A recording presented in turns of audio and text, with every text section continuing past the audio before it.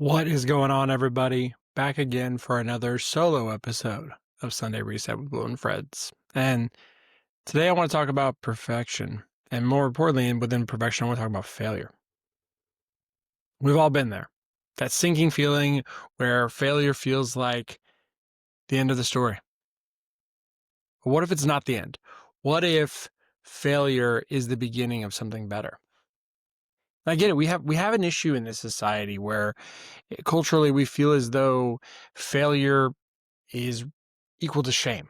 It's this thing that you have to keep from people because we're taught to avoid it at all costs, especially in today's world filled with social media because we see the highlight reels. When you're looking at people you follow on Instagram or TikTok or whatever, you're seeing the best version, the catered, the filtered version of everything, and it makes your failure feel even heavier. And because of this, I think a lot of people stop after failure because they attach their identity to it. I failed, therefore I am a failure. And it breaks my heart. It really does, because failure is ultimately just part of the process. Failure is this piece that we have to start running towards. There's a great quote from Nelson Mandela. He says, "I never lose. I either win or I learn." And it's something that I hope all of us can start adopting in our lives when it comes to the idea of failure. Or there's another one from Thomas Edison where he talks about, I didn't fail. I learned 10,000 ways not to make a light bulb. That is genius. It's just a reframe. It's just the way we look at it, and we're choosing a different story to tell us about the same event. So when I think about failure, I focus on it as feedback. That's the way I choose to look at it.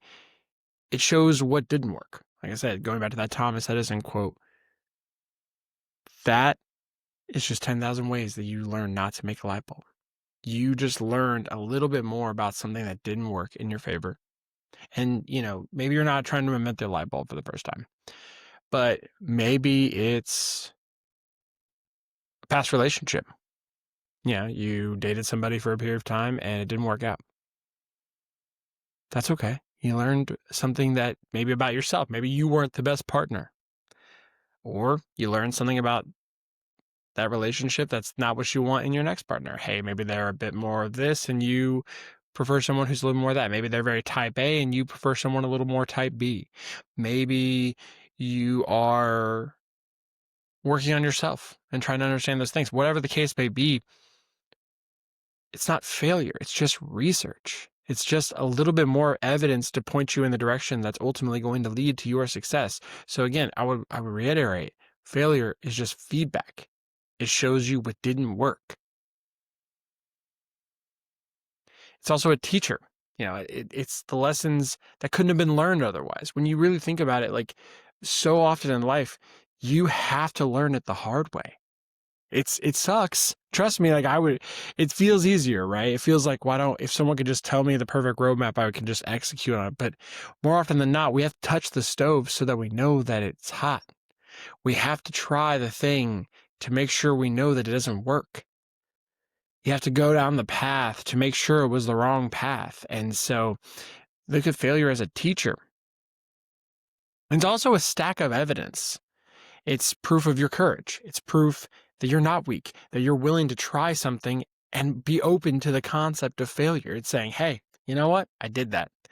And yeah, I didn't quite land the way I hoped it would. I hoped that it would, but I'm better for it. I'm better because I have that experience now. I'm better because I'm able to recognize things about myself that I wouldn't have known unless I tried this in the first place. So I want you to think about this quote. Failure is not the opposite of success. It's actually part of the success. It's part of the journey. The more we start viewing it as this part of our experience, and it's ultimately just as equally a variable as planning and accounting for all the variables, failure is just another input of data. So look at it from that perspective. And so you're listening to this now and you're wondering, how do I go about implementing this in my life? So I would say the first thing is, it's got to be a language shift. You've got to identify the language shift. Instead of saying I failed, because we do oddly have a negative connotation. Eventually you can get away from that. So, but instead of saying in the beginning, instead of saying I failed, saying I learned. From there, I would say you have to ask better questions. Instead of saying why me, focus on what can I take from this? What can I learn about this experience to help me better and be better informed for the future experiences? I would also challenge you, zoom out. Most of your failures didn't happen in year one. And they don't matter in year one. Like that's just the beginning. That's the initial stages of things. The lessons, though, that you learn in those mistakes, those lessons that you learn in those failures, or what you learned, that's going to stick with you for the rest of your life. And fourth, and probably the most important of this, celebrate the fucking attempts.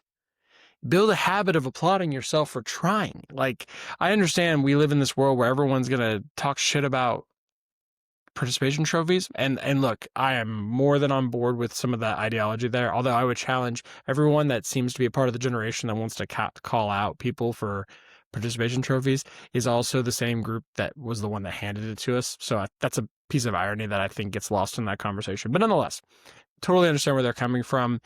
You know, if we just only talk about that, then we fail to realize what happens in the world. There are winners and losers in a baseball game and things like that. Having said that, I do think there's an important lesson that we could all take away from it, which is that there's something to be admired about trying. Because you know who I don't have any sympathy for is the person who claims that the world is out to get them and never takes a fucking swing. Take a swing. You're going to miss. The best baseball players in the world are hitting what? 250, 300. So it sounds cool when you say 250, 300. That means 0.250 and 0.300. Guess what? That means that 0.75 or 0.7 that they're not hitting. And that represented in percentages means that 70% of the time they're missing. 75% of the time they are missing. And we consider them the world's best at what they do. So stop looking at your failures as anything other than a lesson and celebrate those damn attempts, because trust me, the more you do it, the more you will realize how many people exist in the world that have no idea what it's like to ever try for anything meaningful. It's so important. I see it all the time, building this podcast, any of the stuff that I've done, writing a book or creating social media or any of this stuff, it all came from just me trying shit. And guess what? I'm still figuring it out. I still have no idea what the hell I'm doing, but I'm going to keep trying and keep challenging myself and keep pushing things forward and trying a different perspective, because I love leaning into failure. I love taking attempts. I love figuring out things fast so that I can pivot and learn from it and get better from it moving forward, so I can act differently moving forward. So it really comes down to just a reframe of everything.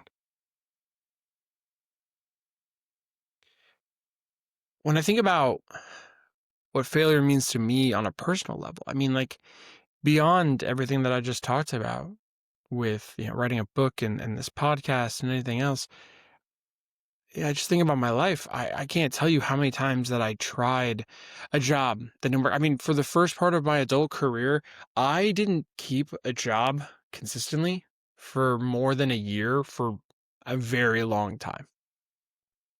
And then finally, I found something that clicked, made sense, and then I was there for 5.5 years. It just took finding the right opportunity and finding the right place and learning the skills that worked for me and the skills that didn't work for me. And I also had to do some growing up. Like, it's not all like, oh, they were all wrong. No, you have to own your side of the argument too. I had to do some growing up. I had to learn things about myself. I had to challenge the way I always saw things and put in more work than I expected to put in. And really consider that maybe I'm not the smartest person in every room, contrary to what my brain might have me convinced, and be willing to seek feedback and be willing to grow and learn and develop.